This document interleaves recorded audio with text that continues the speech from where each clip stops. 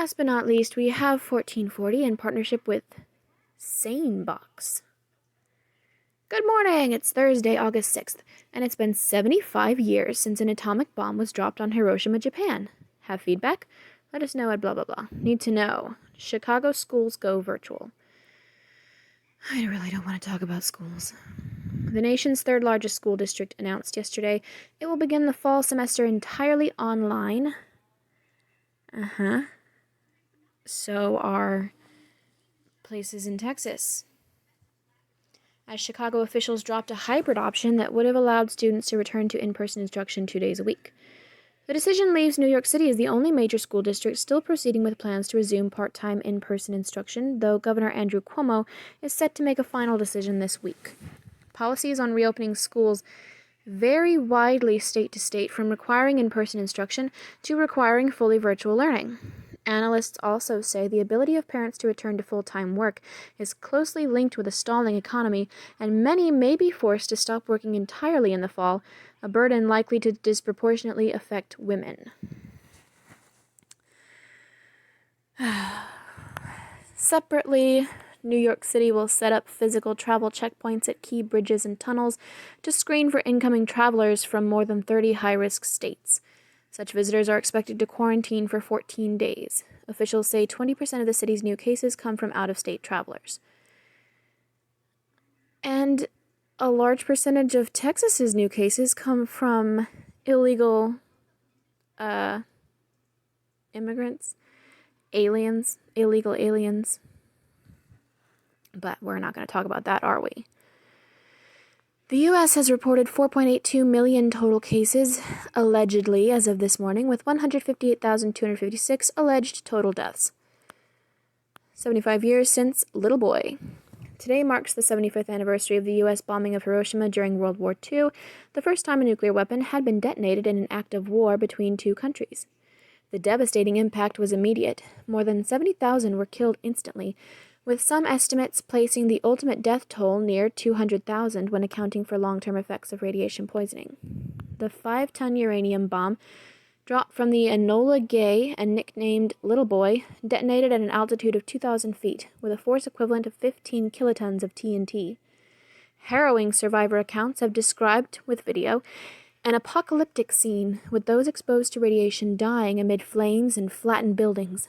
Some historians have debated whether the use of the bomb was necessary. U.S. President Harry Truman ultimately decided the option was preferable to a full-scale invasion of Japan. The country surrendered on August 15, 1945, 6 days after another bomb was dropped on the city of Nagasaki. See photos from the bomb's aftermath here. And guess who's a thriving country now? Oh yeah, it's Japan. Negligence in Beirut blast. The death toll from a massive explosion that rocked the Lebanese capital of Beirut has risen to at least 135, with more than 5,000 people injured. While details are still emerging, investigators have pinned the second blast on the presence of an estimated 2,750 tons of ammonium nitrate, a common ingredient in both fertilizer and homemade explosives. The whopping chemical stockpile was seized over 6 years ago and, without adequate safety precautions, left to sit in a port depot next to a warehouse of fireworks. Are you kidding me? Oh my goodness.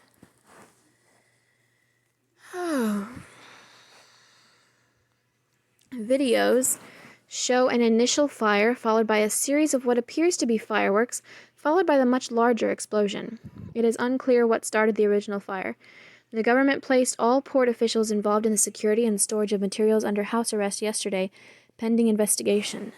Ammonium nitrate, but only 2,300 tons, was also the cause of the worst industrial accident in U.S. history, the 1947 Texas City disaster. Clean your inbox today with SaneBox. Are you drowning in emails? Tired of cleaning out your inbox every day? Notice that every other email seems to be unimportant? Unfortunately, not all emails are as informative as 1440's Daily Digest, and SaneBox is here to help. They're a premium service for professionals with too many emails. Their software will determine the importance of incoming emails, move unimportant ones out of the inbox and into a separate folder, and summarize them in a digest. Your average SaneBox customer saves more than 12 hours a month, one of the many reasons for glowing reviews from TechCrunch, Forbes, the New York Times, and emailers everywhere. Save yourself some time with SaneBox. It works with all email providers, clients, and devices. Working with AOL on an Android or Gmail on an iPhone? Doesn't matter. SaneBox has you covered. Sign up today to save $25 on any subscription. Please support our sponsors. In the know. Sports, entertainment, and culture. Excuse me. Men's first major golf tournament of the year, the PGA Championship, begins today in San Francisco. World number 1 Justin Thomas and 2018 and 2019 champ Brooks Koepka are favorites to win. No mention of Tiger Woods. He's in there too. Pete Hamill, legendary New York City journalist and author, dies at 85. Daisy Coleman, subject of Audrey and Daisy Netflix documentary, commits suicide at 23. What is that about? Now I'm curious.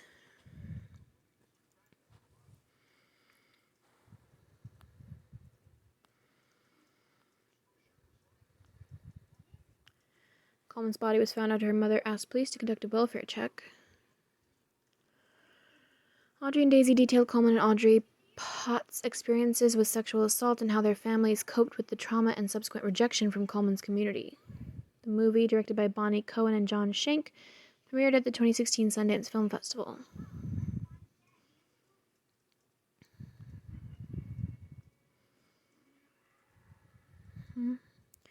Coleman was raped at a party in Maryville, Missouri in January 2012 when she was 14 years old. Her perpetrator was never convicted. She was harassed online and at school after the rape, which made national headlines.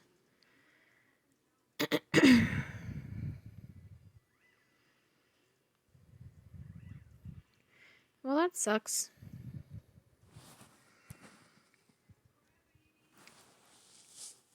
I can't imagine that having an entire documentary made about it, keeping it at the forefront, was very helpful. Anyway, University of Connecticut becomes first major college football program to cancel season due to COVID-19. Big Ten Conference announces 10-game conference-only schedule will begin September 3rd.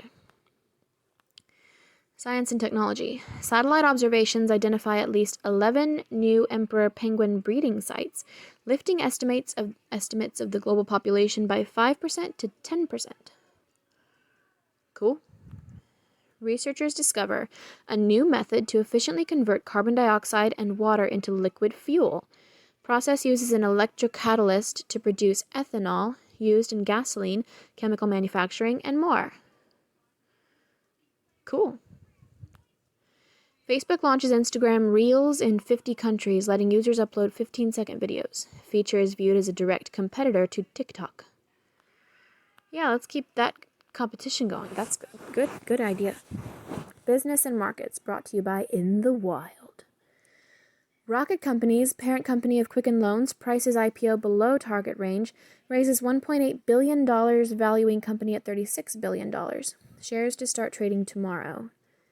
E-commerce platform BigCommerce surges 292% in first day, trading as public company. Virtual care services provider Teladoc Health buys patient condition monitoring tech provider Livongo Health, an $18.5 billion merger to create virtual healthcare giant. Online goods marketplace Etsy sees revenues more than double in second quarter, sells more than $300 million worth of masks. Oh, brother. In the Wild tells true accounts of dangerous encounters in the depths of the wild. To learn how you can make it out alive in the worst of scenarios, listen on Apple Podcasts or Spotify. Politics and world affairs. Joe Biden to formally accept his party's nomination from his home state of Delaware as the August 17th through 20th Democratic Convention goes nearly all virtual. President Trump reportedly considering accepting the Republican nomination from the White House South Lawn. Hurricane forecasts updated. Now project 24 named storms during the Atlantic storm season, the second most active on record. 5 systems predicted to become Category 3 or stronger hurricanes. Facebook deletes a post by President Trump for the first time. Fucking really? Saying a video including the claim children are virtually immune to the coronavirus violated its misinformation policy. Oh my goodness. He's the fucking president of the United States. What is wrong with these people? In depth. Losing the race to trace. From Reuters. With the coronavirus continuing to burn through the country, many cities, some facing hundreds of new cases each day, are finding contact tracing a near impossibility. This analysis details why one of the most important steps in containing the virus may be a lost cause. Just because it was an important step in other countries doesn't mean that it has to be here.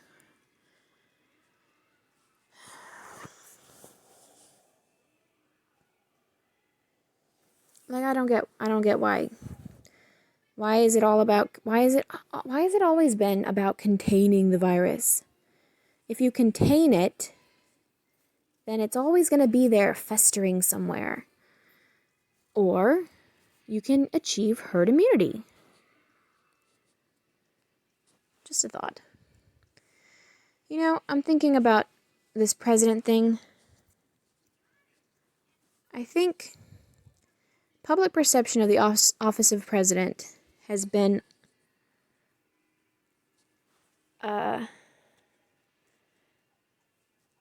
has been losing reverence for quite a long time now. People were super critical of George Bush. I'm not sure about public perception before him because I was too young, but I know that people were super critical of him. And then we had Obama, who, like, he celebritized the presidency. And in this day and age, people don't really, I mean, they revere celebrities, yeah, but they also, you know, they get familiar with celebrities because of things like Twitter. I don't think that Twitter is a good thing. I never have, but whatever. Like, Obama made himself sort of like your buddy. He was the buddy of the American people. And now we have Trump with so many people who hate him. And damn it.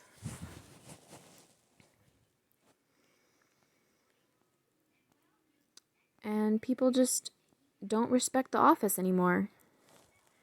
I think it's been happening for some time. But the absolute ridiculous hatred for Trump has really pushed it over the edge. It's not his fault. Maybe he shouldn't use Twitter so much. Like I said, Twitter, I think, makes people see everybody as their peers. Even the fucking president. But it's this derangement syndrome that is really to blame. Gone fishing. Rest of world. Obenwane Okeke was supposed to be one of Nigeria's brightest young entrepreneurs, having graced Forbes' 30 Under 30 in Africa list. In reality, Okeke's budding empire sat on top of scams that defrauded Western business executives, a scheme eventually unraveled by the FBI. Was he a Nigerian prince? Email sanity. SaneBox can do more than just save your time. It will change how you interact with email entirely. Sane Black Hole instantly unsubscribes you from annoying marketers, mailing lists, and newsletters, but not 1440. Sane reminders let you know if someone hasn't responded to you yet.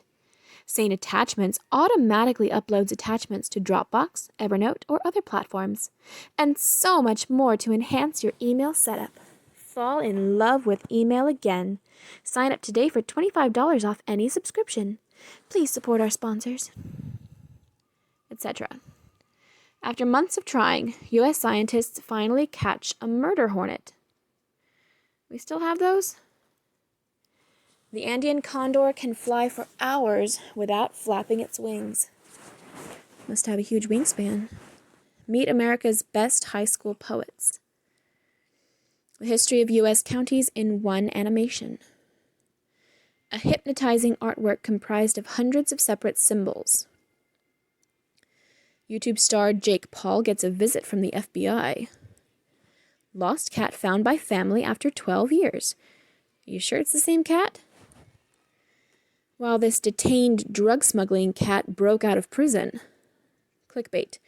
Tourist snaps toes off a 19th century statue while posing for a photo. Motherfucker. Fucking pictures, man. History book. Iconic actress Lucille Ball, born 1911. Pop artist Andy Warhol, born 1928. Voting Rights Act signed 1965. Curiosity rover lands on Mars 2012. Love yourself first and everything else falls into line, Lucille Ball. And there's a difference between loving yourself and, what was I saying? A difference between loving yourself and being completely content with yourself.